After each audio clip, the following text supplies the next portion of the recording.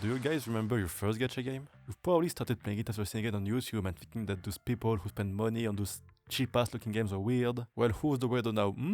For me, it was Dokkan Battle, when I was around 13, I think? Something like this? Yeah, I can remember now. Life was still bright back then, 2015. Call of Duty was still hyped, only curves I knew were those ones, and Bungie released a bit earlier the best game to this date, and I'm not open to debate on this.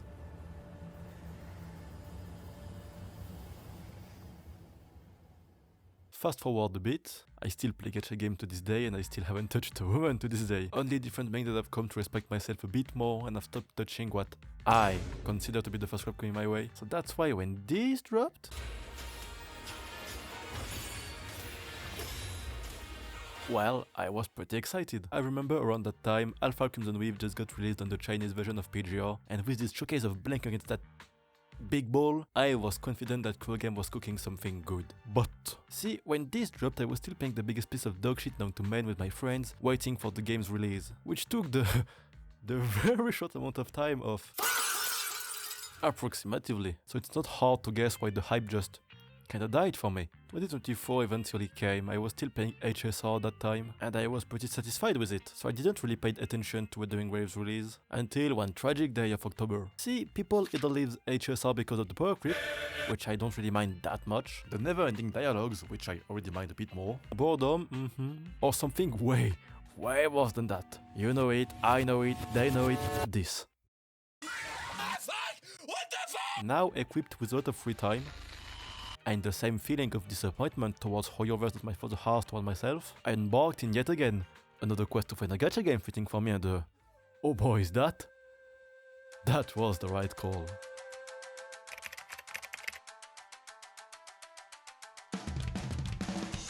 Yo, 见面了，我是你们熟悉的 Solan。This will change everything. This will improve.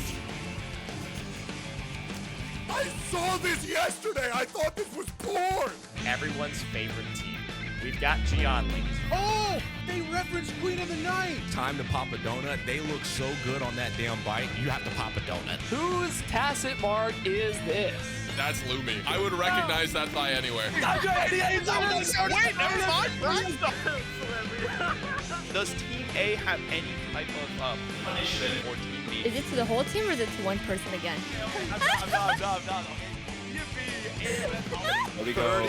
30 minutes of free practice and Sane is still losing.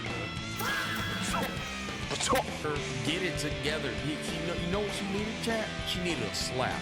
Takes 2 boxes of my macaroni. It's literally my mac and cheese Situation. I am so normal, and it's nice to meet you, Doctor. Yeah, I don't remember any of this happening, guys. Once the event's over, then we have oiled up Chang Lei and Carlotta. True.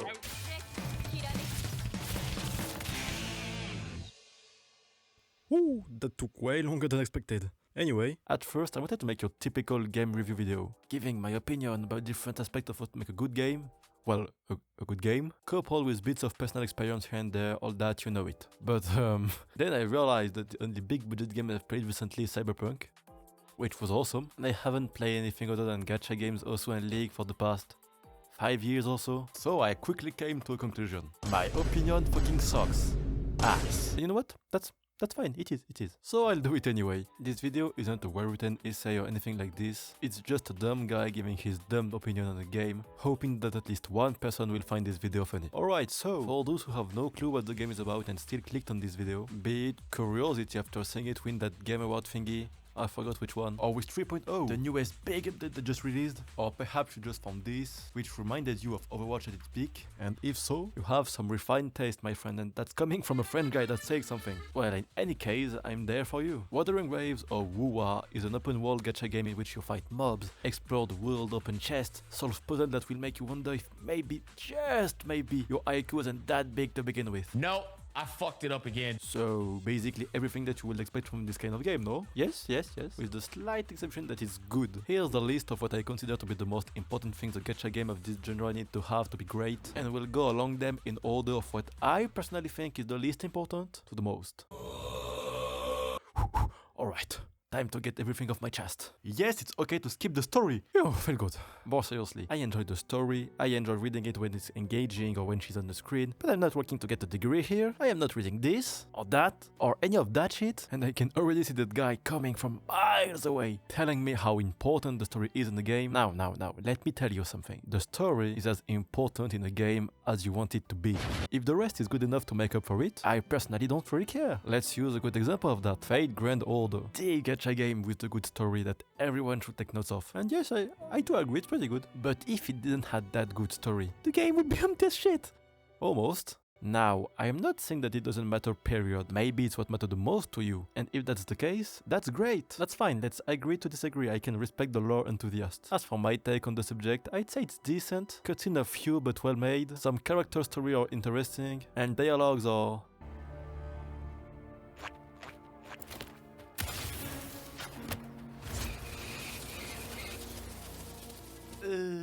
very variable in their quality. As a wise man once asked, what is a good game without good characters? And personally I'd say it depends, but in the case of a gacha game, that's the one thing you can't fuck up, because bad characters mean no one spends, means no money, you know the gist of it. I want for proof the plethora of, let's say, mediocre gacha games, which are doing okay just thanks to the character designs. Back on track, I personally like most of the cast. Their animations are sick, really, and while the character design aren't the best, the final render in game more than make up for it. Now, of course, it often comes to personal taste, which is a valid argument, hard to argue. Maybe you like this character more than this one. Maybe your favorite one is this shit.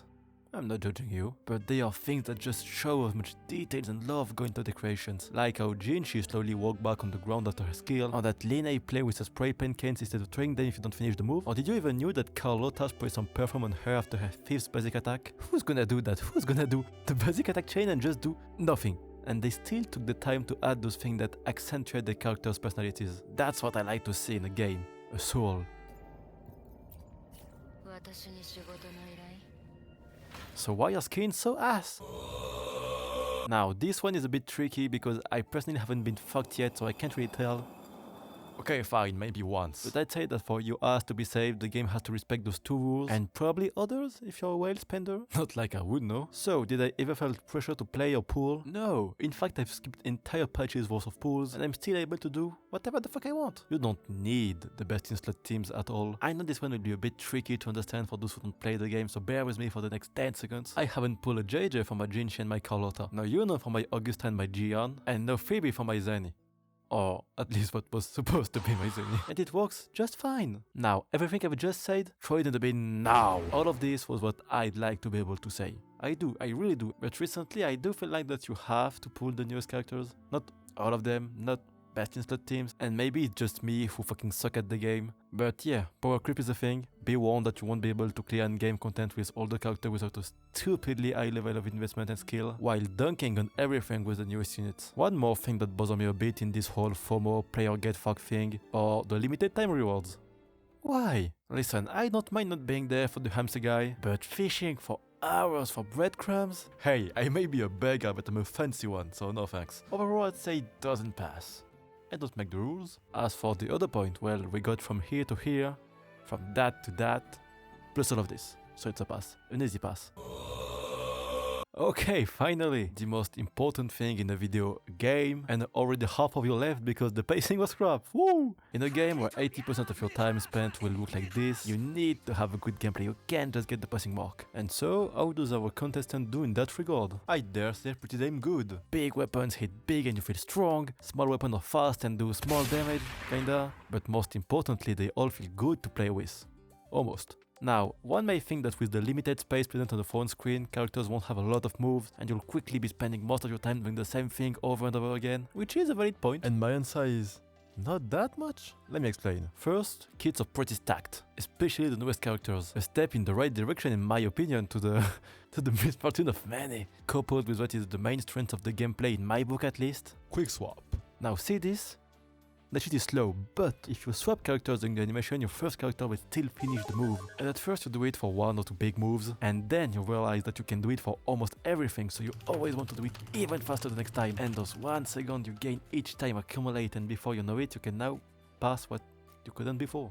that, or you just pull the new units. That's up to you, man. Plus, there is a lot of things you'll learn against specific bosses by just playing the game. If I don't counter this move, the boss is a pain in the ass. I can send back those shit if I hit them. Oh, that boss is fucking terrible. All of this make you don't really get this feeling of repetitiveness. Speaking of bosses and mobs in general, because yes, what you hit is as important as what you hit with in a game where you spend most of your time hitting things. I'd say they did a pretty good job. Trash mobs can be quite lacking, but well, fodder is fodder. But elite mobs and bosses do a good job in that regard. You can beat dinosaurs, dragons, near-extinct species, a rock, the rock, a woman, tall black man, and all that in some good looking environments. Listen, I know, I myself am not the most graphic guy. I prefer Minecraft with no shaders on, and I used to play Smite with lowest settings for better visibility, but I still can't help but appreciate all the sceneries, the diversity in them, and how good looking they are for an anime F2P game. Here's some of my favorites with a peaceful song so you can finally take a break from my terrible French accent.